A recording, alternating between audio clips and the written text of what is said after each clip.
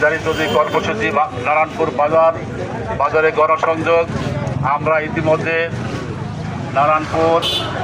নারায়ণপুর বাজারের বিভিন্ন অলিগলি আমরা পদক্ষেপ করেছি। আমরা মিছিলে পুরা নারায়ণপুরবাসীকে দাঁড়িপাল্লা মার্কায় ভোট দেওয়ার জন্য আমরা আহ্বান করেছি। জনগণ আমাদের সামনে স্বতঃস্ফূর্ত সাড়া দিয়েছেন, দোকানদাররা আমাদেরকে হাত ধরে সাড়া দিয়েছেন। আমাদের বিশ্বাস এই নারায়ণপুরের জনগণ আগামীতে ফেব্রুয়ারি মাসে যে নির্বাচন আসবে, সেই নির্বাচনে এলাকার মানুষ দল মত নির্বিশেষে জামাত ইসলামীর দাঁড়িপাল্লা মার্কায় ভোট দেবে, এই আস্থা আমরা তাদের প্রতি রাখতে পারি ইনশাআল্লাহ।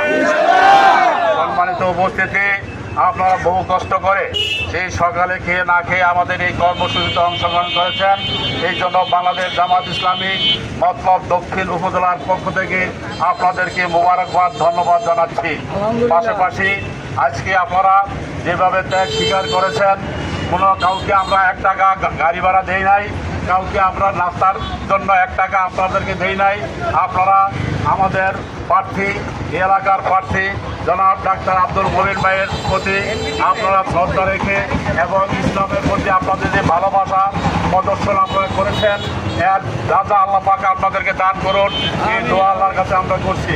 সম্মানিত উপস্থিতি, আমরা আরও আগ থেকেই আমরা মানুষের ঘরে ঘরে ডোরে ম্যান টু ম্যান আমরা ভোট দিতে চাচ্ছি, ভোটার যোগাযোগ করছি।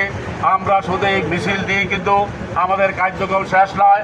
এখান থেকে আপনারা যার এলাকাতে যাবেন, গ্রুপ ভিত্তিক আমাদের যে কর্মসূচি আছে, সেই কর্মসূচির মাধ্যমে সকল মানুষের কাছে আমরা আমাদের দাঁড়িপাল্লা মার্কায় ভোট দেওয়ার জন্য প্রত্যেককে আমরা আহ্বান করব। আর আপনারা কষ্ট করে এখানে আসছেন, আপনাদেরকে আবার মোবারক জানাচ্ছি। যেহেতু জুমার দিন, আমরা বাড়িতে যাব, গোসল করব, আবার নামাজে অংশগ্রহণ করব।